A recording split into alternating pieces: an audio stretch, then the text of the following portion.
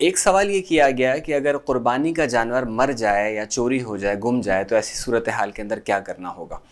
تو قربانی کا جانور اگر مر جائے تو صاحب نصاب یعنی کہ غنی کے اوپر دوبارہ جانور لانا یہ لازم اور ضروری ہوگا. وہ دوسرا جانور لے کر آئے گا اور پھر اس کی قربانی کرے گا.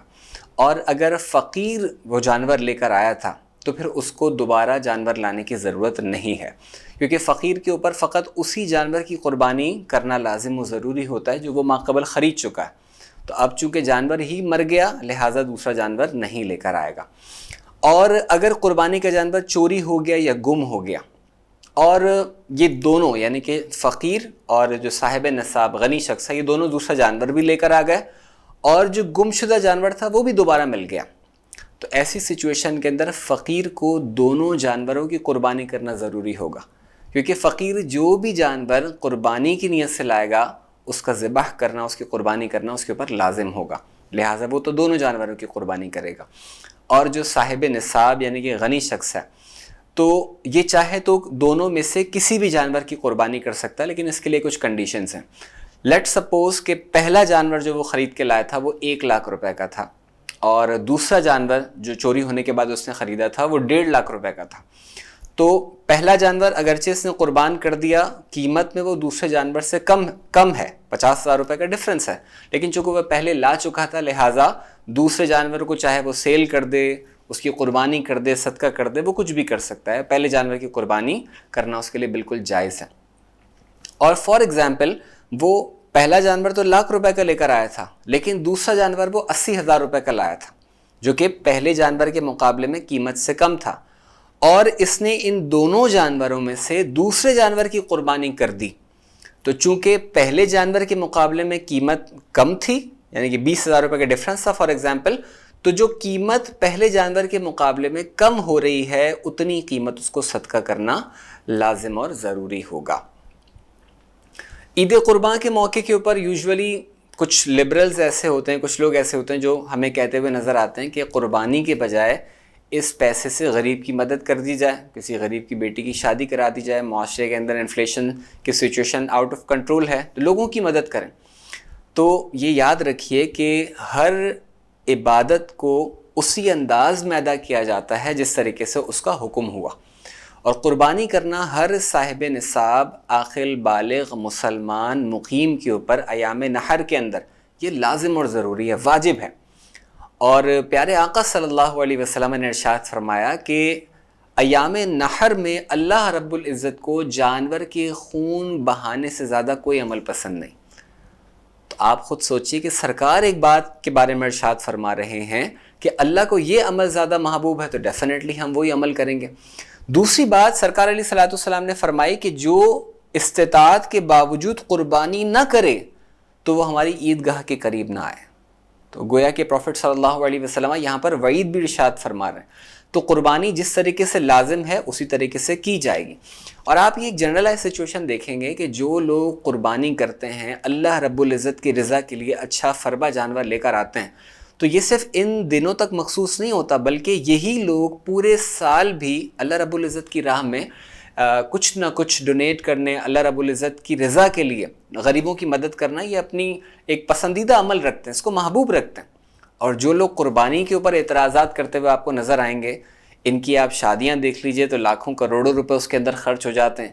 بچوں کی کوئی سیریمنیز ہوتی ہیں، برتھ ڈیز ہوتی ہیں، تو اس کے اوپر بہت زیادہ پیسہ یہ لوگ صرف کر رہے ہوتے ہیں، اور آپ ان لوگوں کو غریبوں کی بہت زیادہ مدد کرتا وہ بھی نہیں پائیں گے. لیکن بس ایک سینیریو کریٹ کرنا ہے تاکہ کچھ نہ کچھ لوگوں کے اندر ایک گوسپس بن جائیں کہ بھئی نہیں قربانی کے بجائے لوگوں کی مدد کی جائے.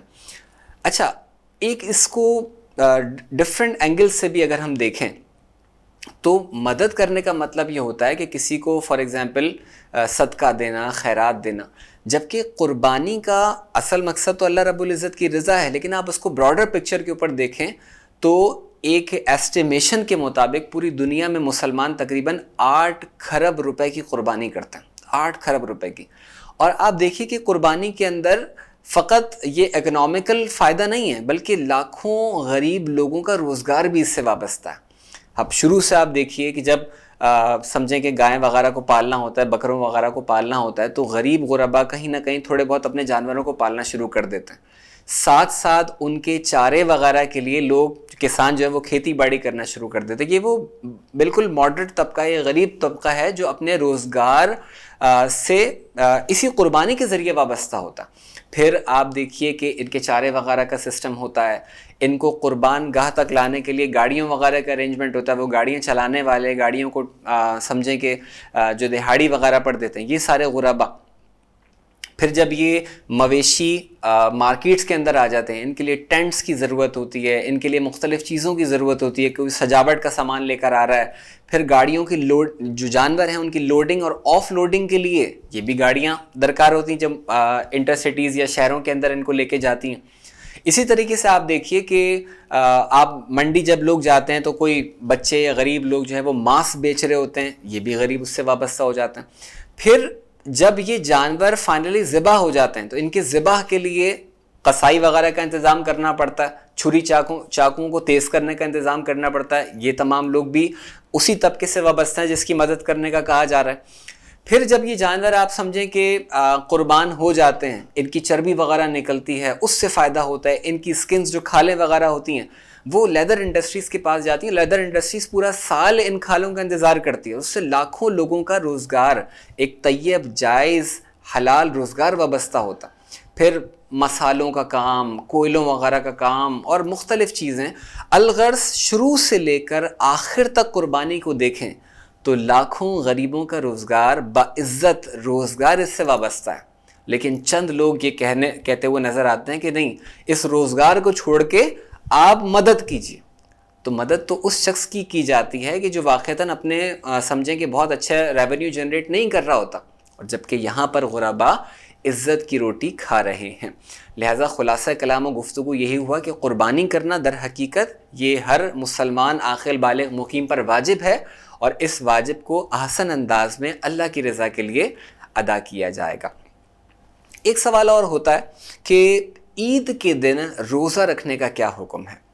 تو یہ یاد رکھیے کہ شریعت مطہرہ میں 5 دن ایسے ہیں کہ جس کے اندر روزہ رکھنا جائز نہیں ہے. اس میں سے ایک یعنی کہ پہلا دن عید الفطر کا دن, اور پھر باقی 4 دن یہ 10, 11, 12, 13 ذو الحجہ, یعنی کہ جو عید الاضحیٰ کے 3 دن ہوتے ہیں اور اس کے بعد جو 4th ڈے ہوتا ہے, تو ٹوٹل 5 دنوں کے اندر روزہ رکھنا جائز نہیں ہے.